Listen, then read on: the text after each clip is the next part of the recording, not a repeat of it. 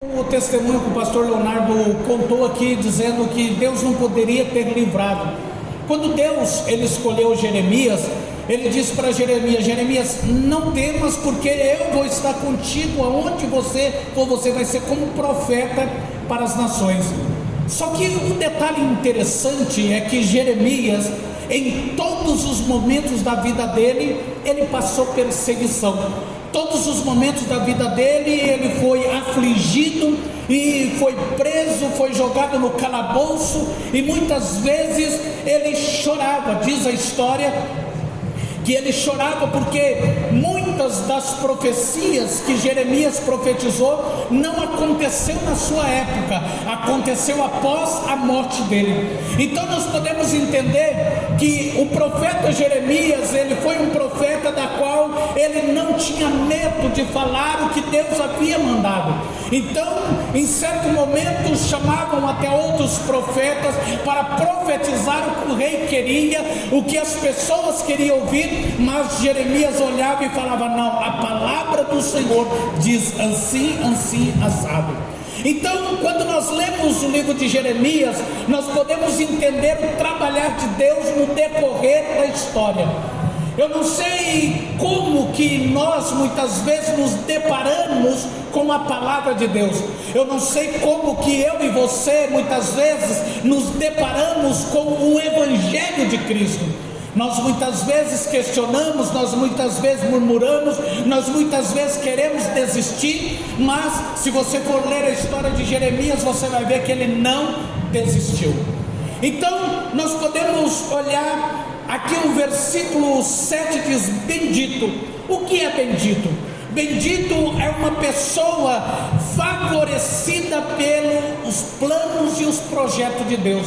Bendito não é simplesmente uma pessoa enriquecida espiritualmente e materialmente, mas é uma pessoa favorecida e enriquecida pelos planos e projetos que Deus tinha naquela vida.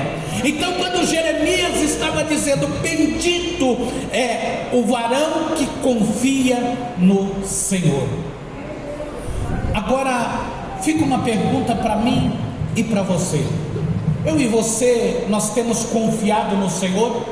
Nós temos olhado para a palavra de Deus, ou nós temos olhado para o fora da palavra de Deus? Ou nós temos olhado para aquilo que os outros dizem, ou por aquilo que a nossa própria mente muitas vezes maquina? E a palavra do Senhor, outro dia eu comentei ali no Jardim, acho que foi no Jardim Toledo, falando a questão de como se vê o Evangelho de Cristo. E como que nós olhamos, como que nós pesquisamos o que é o Evangelho de Cristo? O Evangelho de Cristo é a palavra de Deus, ela é a direção, ela é a nossa bússola, ela é o caminho que eu e você precisamos seguir. Olhando para esta passagem, outro dia eu comentei, acho que foi ali no Jardim Toledo, que muitas pessoas não conseguem aceitar o Evangelho, aceitar a palavra, porque olha para o Evangelho, olha para a palavra, olha até pelas outras pessoas com uma lente embaçada. Quem já viu aquele, como é que chama aquele negócio que vê a lua, as estrelas lá, binóculo? Telescópio, obrigado, ajuda eu a pregar, irmãos. Telescópio. Se você olhar a lua, olhar as estrelas com um telescópio embaçado, você vai enxergar direito? Não. Então, o porquê muitas vezes eu e você nós olhamos o Evangelho, quem está me entendendo diz amém? Olhamos o Evangelho por um telescópio embaçado. Agora você vai falar: pastor, mas me explica o que é esse telescópio. Esse telescópio é eu, é você, é cada um de nós. Às vezes, o meu ponto de vista, às vezes você olhando para Cristo através de mim, eu estou embaçado. Você não vai conseguir enxergar Cristo através da minha vida. Pastor, mas fulano, bertano, ciclano, não importa. O telescópio tem que estar limpo. E como que se limpa? Com o colírio do céu que se chama Jesus Cristo, aonde vai limpar a nossa visão, e não vai importar o que as pessoas vão dizer, o que as pessoas vão falar. O importante é o que a palavra do Senhor ela diz e o que ela é. Oh, glória. Então, quando a Bíblia está dizendo bendito o varão que confia no Senhor, quantas e quantas pessoas têm decaído, quantas e quantas pessoas têm naufragado por olhar por telescópio embaçado e não têm a total confiança no Senhor. Porque quando eu confio no Senhor, não importa a circunstância, não importa a luta, não importa a prova, não importa nada ao meu redor. O que importa é o que a palavra do Senhor ela diz, e o que Deus prometeu para mim e para você. E o que a palavra do Senhor ela promete, pastor, se eu aceitar Cristo, se eu buscar a Cristo, a luta vai embora? Não, mas você vai ser fortalecido. O anjo do Senhor, o Espírito Santo de Deus vai te pegar pela mão diante da luta, diante da afronta, diante das dificuldades, e você vai caminhar glorificando e exaltando o nome do Deus Criador dos céus e da terra. Quando nós olhamos quantos profetas no passado confiou no Senhor, quantos deles? Podemos olhar para Daniel. Daniel ele confiava em Deus de uma tal maneira que nada abalava a sua estrutura. Ele confiava de uma tal forma que chegaram um certo momento dizendo: não é para orar, não é para buscar o seu Deus. A Bíblia diz que ele subia no seu quarto, as janelas do lado de Jerusalém estavam abertas, e ele 3 vezes ao dia dobrava o seu joelho e clamava ao Deus do céu. Sabe por quê? Porque ele confiava. Lançaram ele na cova dos leões. Deus permitiu que ele fosse na cova dos leões.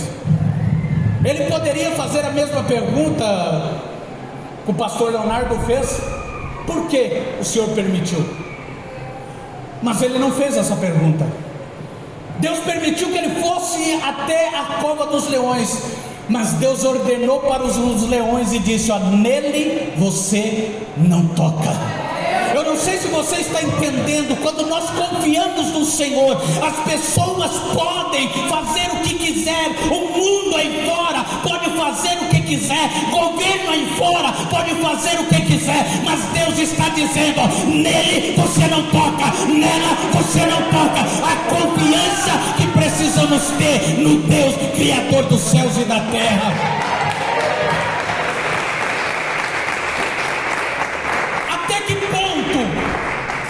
Nossa confiança vai em Deus. Até que ponto nós acreditamos na palavra de Deus?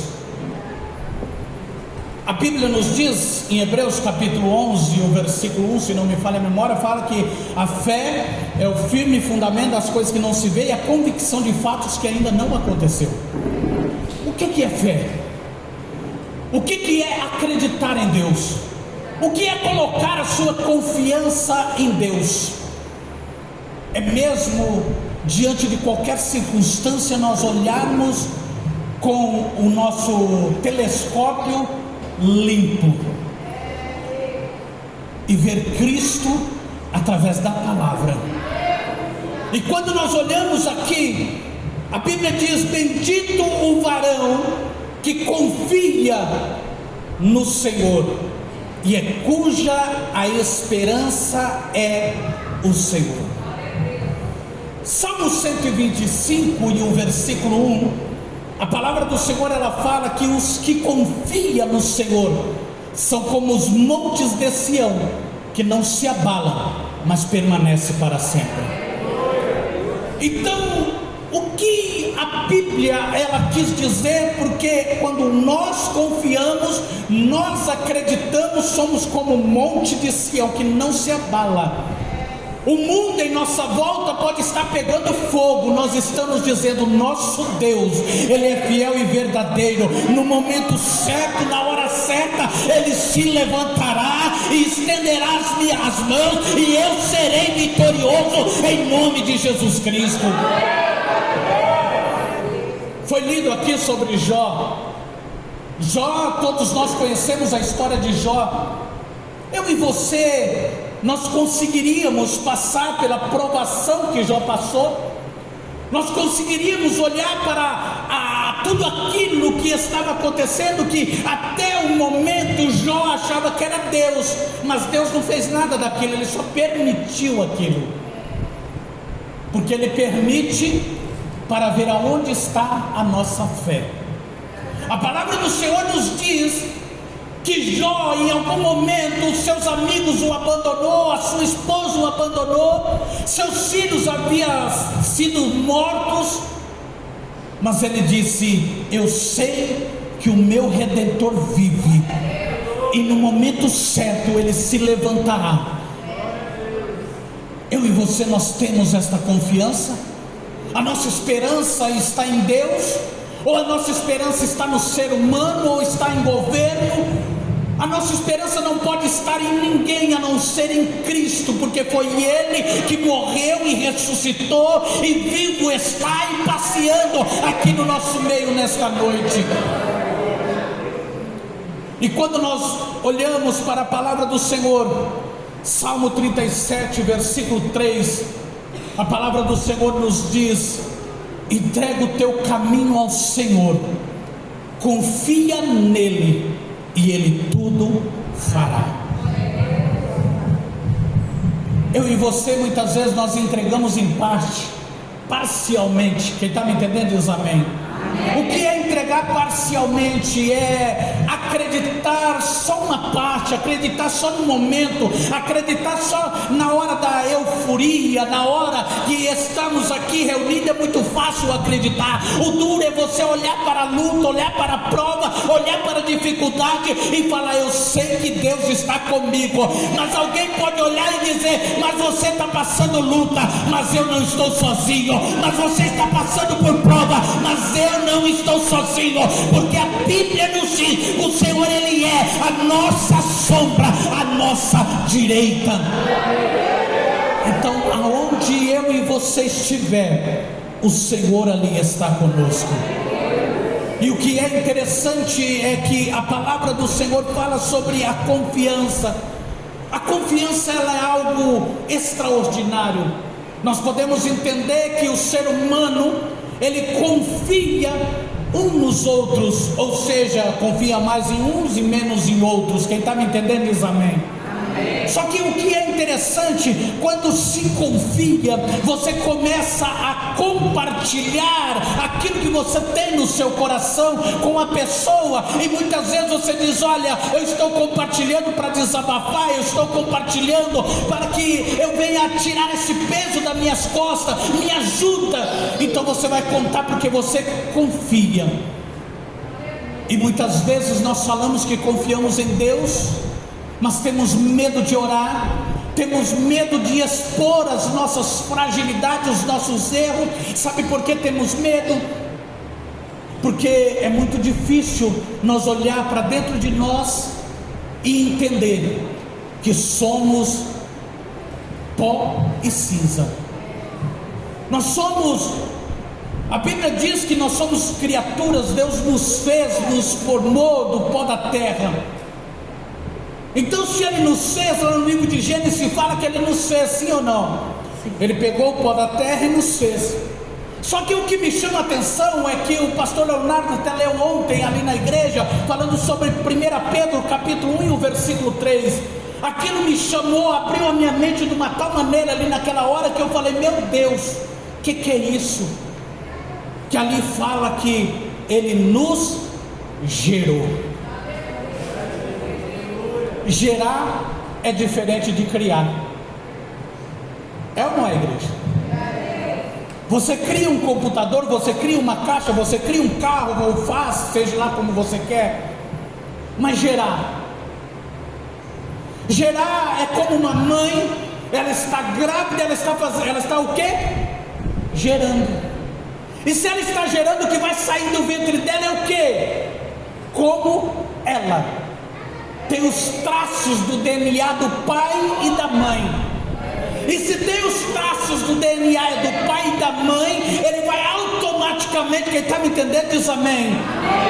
Ele vai automaticamente pegar os costumes da mãe e do pai no decorrer dos dias após o nascimento. Agora, quando a Bíblia diz que somos gerados em Cristo, não, você não entendeu.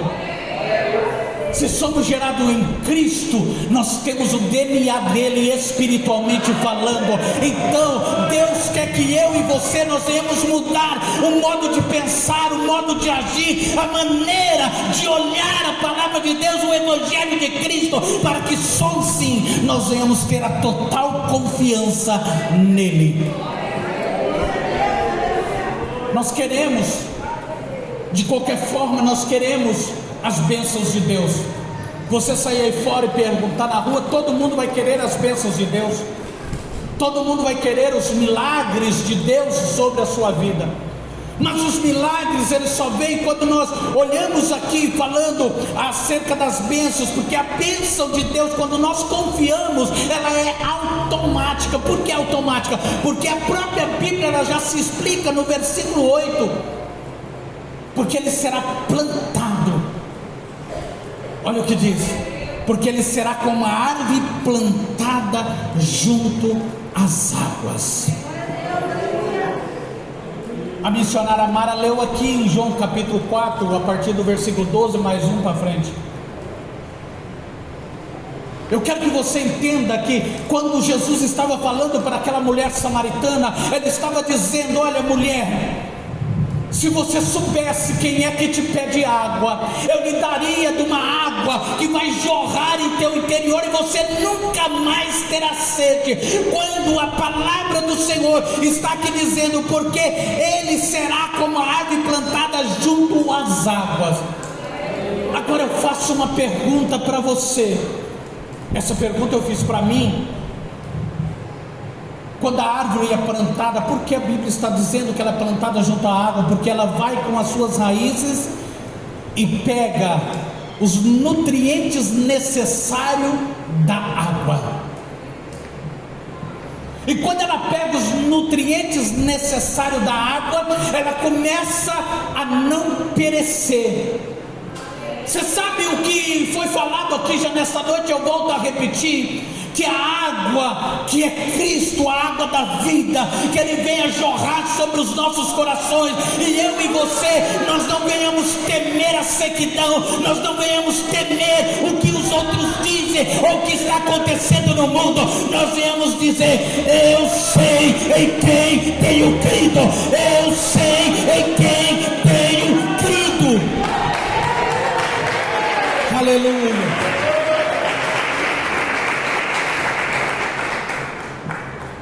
E é interessante nós entendermos que a Bíblia, ela faz questão de dizer, foi lido aqui em João 4, do versículo 10 ao 14, se você ler lá, você vai entender, falando sobre a mulher samaritana. Mas João capítulo 7, versículo 37 e 38, a palavra do Senhor diz que Jesus, ele falando: se alguém tem sede, venha a mim e beba. O versículo 38. Quando a Bíblia aqui está dizendo que será plantada como a árvore junto às águas, aqui a própria palavra do Senhor está dizendo que você não pode ficar isolado, você precisa estar com as suas raízes na fonte. A fonte é quem? A fonte é Cristo, a fonte é a palavra de Deus, a fonte é aquilo que Deus está derramando aqui nesta noite para mim e para a sua vida.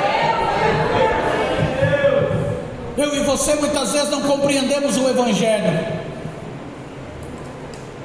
Muitas vezes eu leio a Bíblia e falo: meu Deus, porque muitas vezes Deus me dá a revelação da palavra, eu falo: Deus, mas eu já li, já preguei, mas por que o Senhor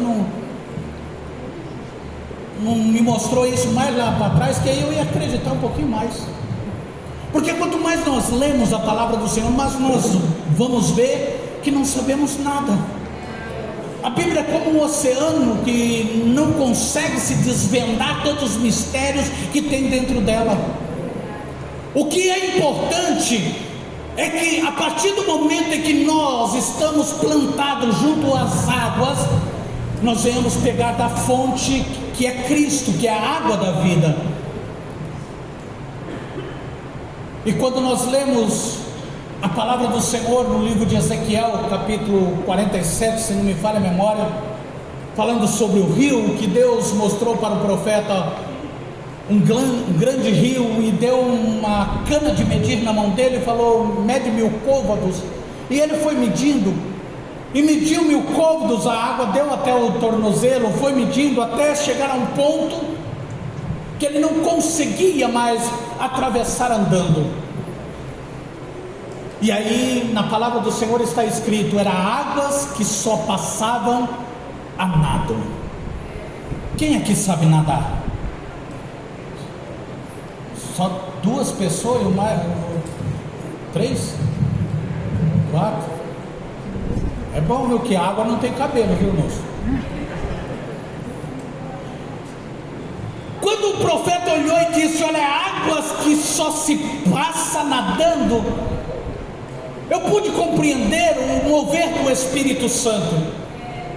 Porque quando eu e você, nós desejamos ser dirigido e guiado pelo Espírito Santo, não é eu que caminho, não é eu que falo, não é eu que ajo, é o Espírito Santo que vai nos direcionando e vai nos guiando no caminho que precisamos andar.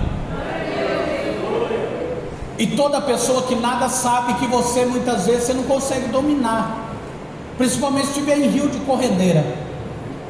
Você tem que fazer um esforço a mais para você conseguir se manter fora d'água.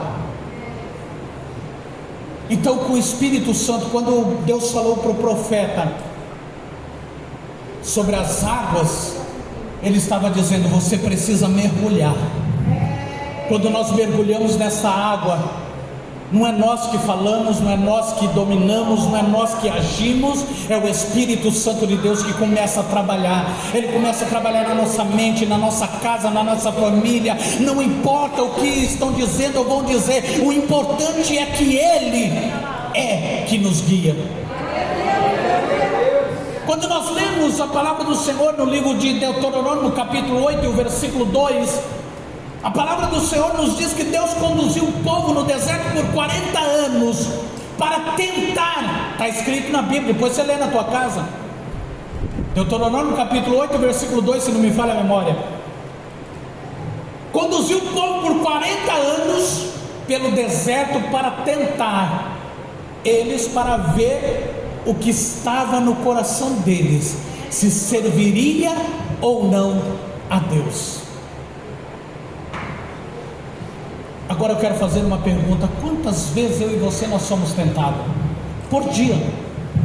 Quantas vezes eu e você nós somos confrontados e começamos a olhar para a situação e falar: Deus me abandonou, Deus me deixou.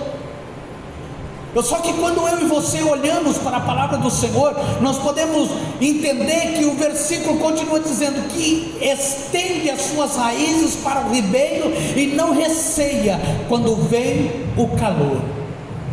Quando vem a sequidão, ela não teme, porque ela sabe de onde ela tem buscado o seu nutriente. Não, você não está entendendo. Deus está dizendo para alguém aqui nesta noite: se você buscar o teu nutriente de Cristo, você vai se fortalecer e o nome do Senhor vai ser glorificado através da tua vida.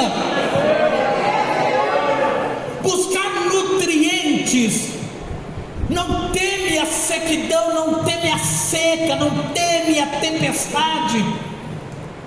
Sequidão, ela representa muitas vezes lutas, provas, crises. Quem aqui nunca teve crise existencial? Crise existencial, você olha: Deus, por que eu estou aqui? Por que comigo? Por que essa história? Por que tudo isso? Eu e você, nós não estamos aqui simplesmente para ocupar espaço no planeta Terra. Eu e você, nós estamos aqui por um propósito. E só de você estar aqui, Deus tem um propósito na tua vida. Foi lido aqui em Jó 42:2: eu bem sei que tudo podes, nenhum dos teus planos ou nenhum dos teus projetos podem ser frustrados.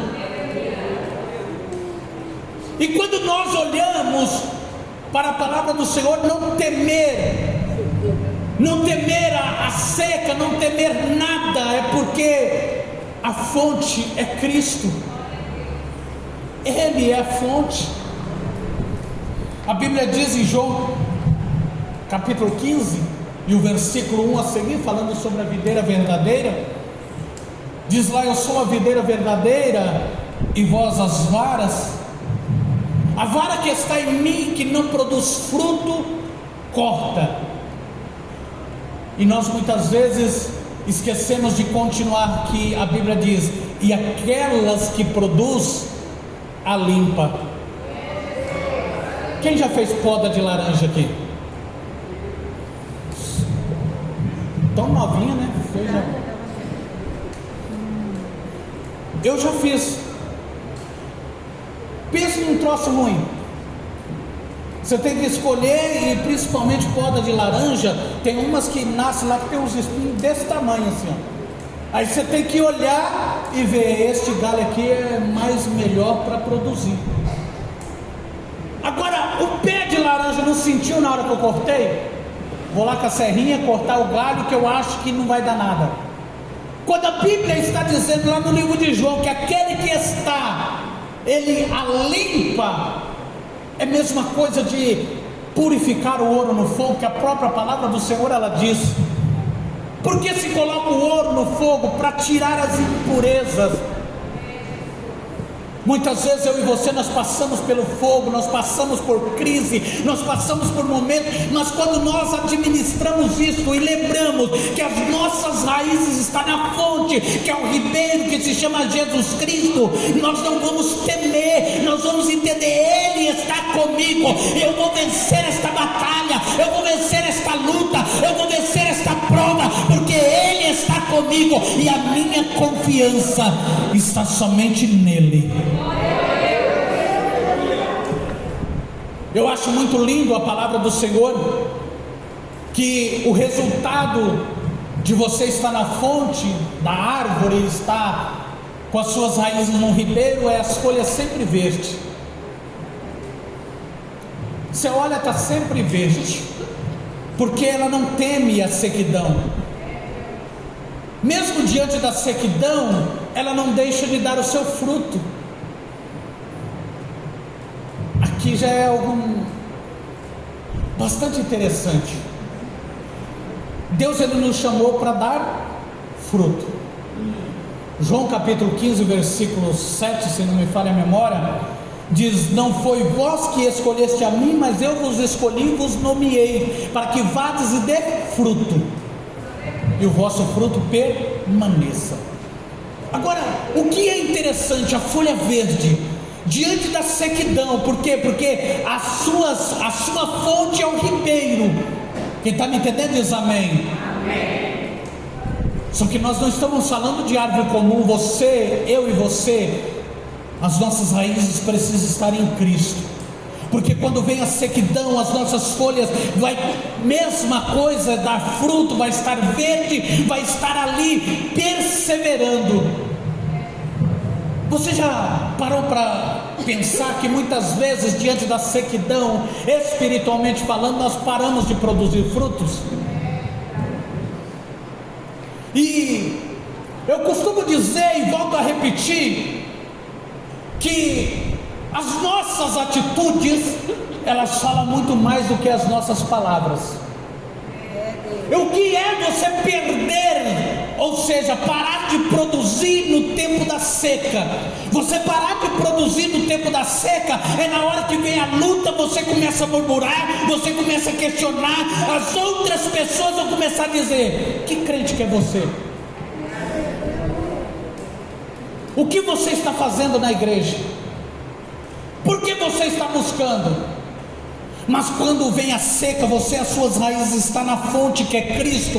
A luta vem e você vai cantar aquele louvor: eu estou passando pela prova, dando glória a Deus, porque o meu Redentor vive. Eu vou continuar produzindo, eu vou continuar dando fruto, eu vou continuar glorificando e exaltando ao Deus Criador dos céus e também da terra.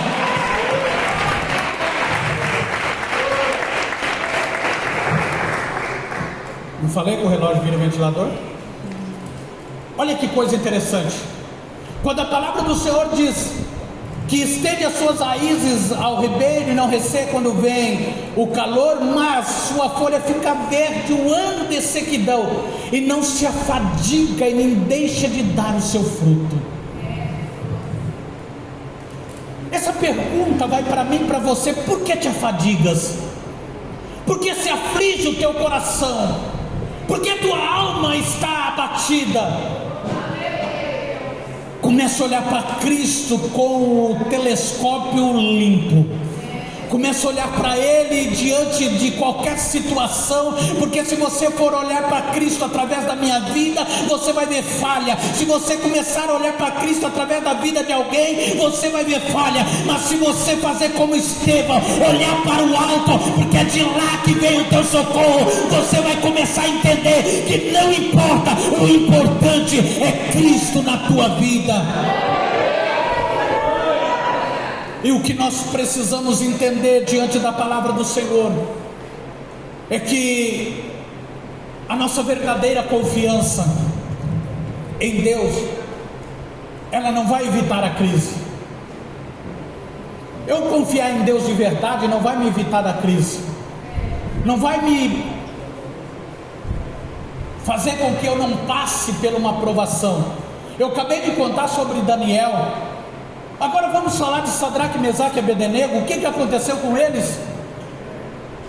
Eles poderiam muito bem dizer: Deus, eu sirvo a ti, eu vou para o fogo. Você sabe o que eu aprendo com isso? Eu aprendo que diante da tua luta, outras pessoas vão olhar e vão falar: eu quero servir a Deus, porque passar o que ela passou, passar o que ele passou, e ainda continua glorificando a Deus. Eu quero esse Jesus para mim, eu quero essa bênção para mim, eu quero essa vitória para mim. Eu imagino que a minha cabeça é meio grande, irmão. Acho que pensa um pouco. Eu imagino Sadraque, Mesaque e Abednego ali, diante de toda aquela multidão. Tocou as buzinas, todo mundo se prostrou. O rei dá uma olhada e fala: tem 3 indivíduos lá no meio que não se prostrou não. Quem é? Sadraque, Mesaque e Abednego. Chama eles lá. Falou: vou dar mais uma chance para vocês. Vocês vão prostrar diante da minha estátua. Se vocês não prostrar, olha lá o fogo. Eu imagino os 3, um olhando para o outro e dizendo: e aí? O que você vai fazer? Sempre tem um que vamos dizer assim, que é o chefe. Sim ou não?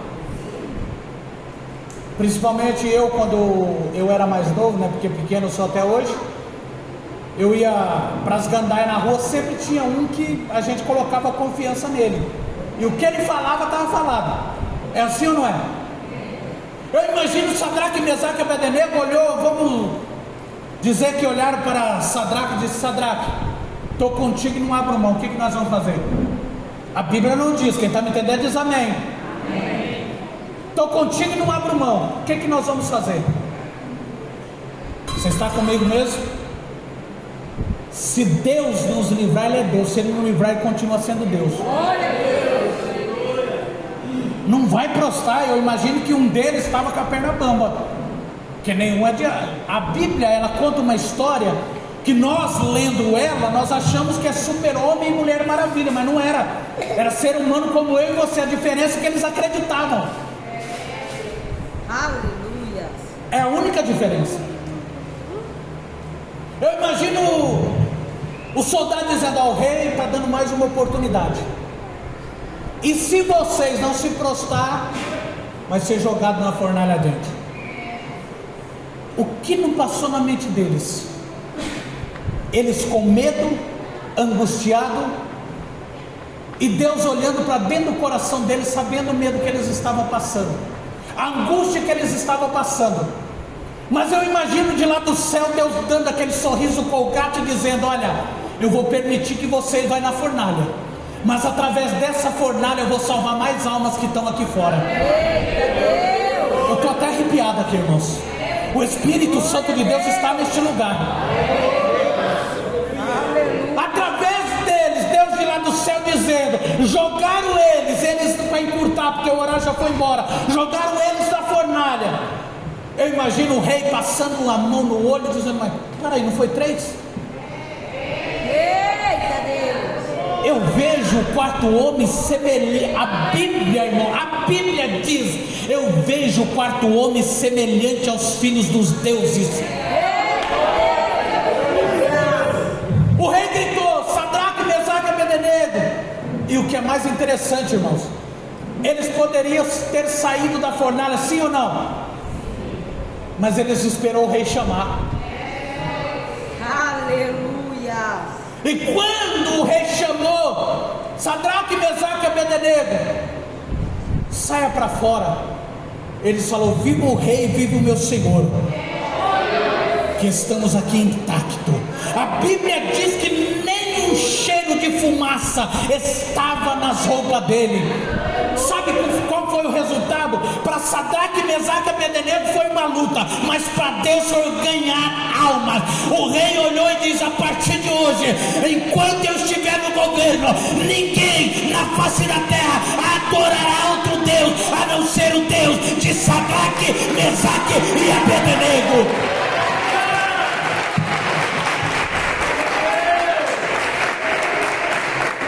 A luta não é para te matar. Se você está na fonte, Deus vai te exaltar e o nome do Senhor vai ser glorificado em nome de Jesus Cristo.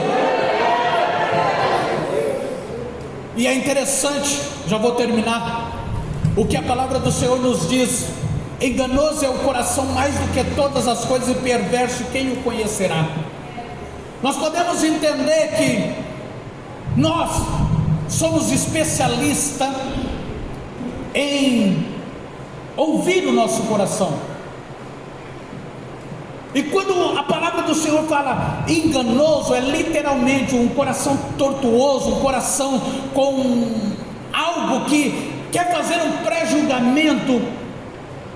Nós pegamos um versículo da palavra de Deus e queremos mudar ela para encaixar com aquilo que nós queremos. E a palavra de Deus não é assim. Sabe qual foi o primeiro pecado? Foi o pecado lá do Adão e Eva, quando pecaram lá. Mas sabe qual foi o princípio? Foi Satanás pregando para Adão e Eva. Literalmente. Disse: foi assim que Deus disse? Não é bem desse jeito não. Pode fazer um pouquinho assim, dar uma mudadinha aqui, que vai dar tudo certo. Então nós muitas vezes olhamos para a situação, queremos encaixar o nosso pecado dentro da Bíblia, porque damos aquele jeitinho brasileiro e achamos que está tudo normal. Só que o que a palavra do Senhor diz: enganoso é o coração mais do que todas as coisas, e perverso quem o conhecerá. Só que a Bíblia Sagrada nos diz que Ele vai esquadrinhar. Diz aqui: eu sou o Senhor que esquadrinho. Você sabe o que é esquadrinhar? É investigar a fundo, é analisar ponto a ponto, é olhar para a situação. E é a mesma coisa, vou fazer uma comparação, a mesma coisa de uma pessoa que está procurando ouro. Ela vai cavar a terra, sim ou não? Sim. Só que ela não vai achar só ouro, vai achar coisas que não prestam ali também, sim ou não? Sim. Então quando Deus esquadrinha o meu e o seu coração, Ele acha coisa boa, só que acha muita coisa ruim também.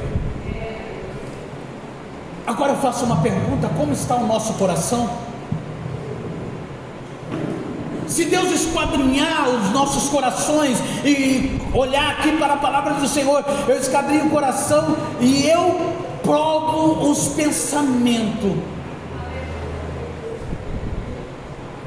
É que eu e você, sabe que nós precisamos ter a mente de Cristo. Porque a partir do momento que nós pedirmos para Deus, porque a própria palavra do Senhor fala para nós pedirmos para ter a mente de Cristo.